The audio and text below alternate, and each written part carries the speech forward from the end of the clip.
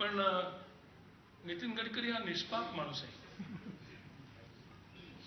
त्याच्या चेहऱ्यावरती कधीही मला राजकारणी डावपेच दिसत नाहीत. म्हणजे चेहऱ्यावरती दिसत नाहीत म्हणजे मनातही नसतात असं समजायला हरकत नाही. त्यांनी पहिलंच वाक्य भाषणामध्ये सांगितलं, मला राजकारण येत नाही, मी राजकारण करत नाही. हे ते मला अनेक वेळा खाजगीत सांगायचे, पण आज जाहीररित्या सांगितलं मला खरोखर बरं वाटलं. आणि म्हणून आम्ही तुमच्याबरोबर राजकारण करणार नाही, खरं तेच सांगू ते नक्की या ठिकाणी सांगू. या दोघांनी भाषणं केली ती काहीशी परस्पर विरोधी होती. अर्थात काँग्रेस आणि भारतीय जनता पक्ष यांचं एकमेकांना पूरक अशा प्रकारचं भाषण होईल ही मी अपेक्षाच करत नव्हतो. त्यामुळे नितीन गडकरी जेव्हा बघत होते त्यावेळी त्या अप्रत्यक्षपणे कुणाला उद्देशून बोलताय ते माझ्या इतकं कुणी ओळखलं नसेल. आणि विलासरावांच्या हसण्यामध्ये सगळंच गडप होऊन जातं. मुख्यमंत्री म्हणून ते 7 वर्ष कसे टिकले याचं रहस्य त्यातच आहे. मला आठवतंय कोणी काही काम सांगितलं की ते हसायचे आणि समोरचा माणूस म्हणाला निदान हसत हसत माणूस बोलतोय हे काय कमी आहे.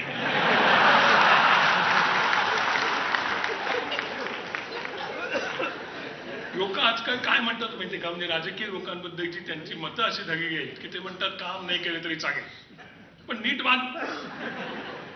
आणि तसं नीट वागण्यामध्ये ते अतिशय हुशार आहेत याची मला खात्री. आणि म्हणून आपण दोघांनी मिळून हे पुस्तक लिहिलं, बरं ना. पुढच्या वेळी माझी अशी अपेक्षा आहे की तिसराही एक माणूस त्यात घ्या आणि तो विलासराव देशमुख घ्या. म्हणजे लोकांना काय करावं ते खरंही कळेल आणि काँग्रेस कशा निवडणुका जिंकतं ते शास्त्रही कळेल. दरवेळी नवीन नवीन कल्पना, नवीन नवीन काहीतरी देण्याच्या घोषणा, राजीनाम्याबद्दल काय म्हणायचे, जाहीरनाम्याबद्दल, वचननाम्याबद्दल काय बोलायचं सांगतो.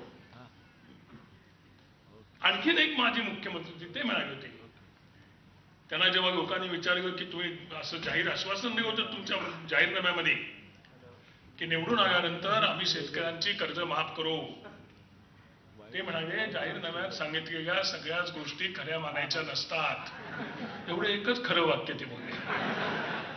आणि त्यामुळे त्यांनाही तुमच्या दोघांबरोबर घ्या, म्हणजे पुस्तक सर्वार्थाने व्यावहारिक दृष्ट्याही योग्य होईल आणि तुमचा खप होण्याच्या दृष्टीने सुद्धा पुस्तक व्यवस्थित झाल्याशिवाय राहणार नाही. आपण पाहिलं की राजकीय नेत्यांची अशीच खुमासदार भाषणं तिथे सुरू आहेत, पण याच कार्यक्रमात काही वेळापूर्वी भाजप नेते नितीन गडकरी यांनी अशाच शैलीत राजकारण्यांच्या काही आठवणी सांगितल्या आहेत, काही गुपितं शेअर केली आहेत. एकदा मी एका ठिकाणी गेलो होतो, त्यांना वेळेच्या बद्दल सरळ ते बोलले. मी पण पहिले असं म्हणालो वेळेवर जायचं वगैरे, पण आता माझी थोडी थोडी राजकारणात टीकेमुळे उशिरा जाणं लास्ट शरम देखील नाहीशी झाली, म्युच्युअल झालाय. आम्हाला काही वाटत नाही तुम्ही किती चौकटी छापा ना आमच्या विरुद्ध, किती लिहा, किती टीव्हीवर दाखवा, तुमची जनता आमची दखल घेत झाला, आम्ही तुमची दखल घेत नाही, आम्ही बिलकुल वेगळे आहोत. तुम्ही काही लिहा. याचं कारण असं आहे की ही प्रवृत्ती होण्याकरता वेगवेगळी कारणं आहेत.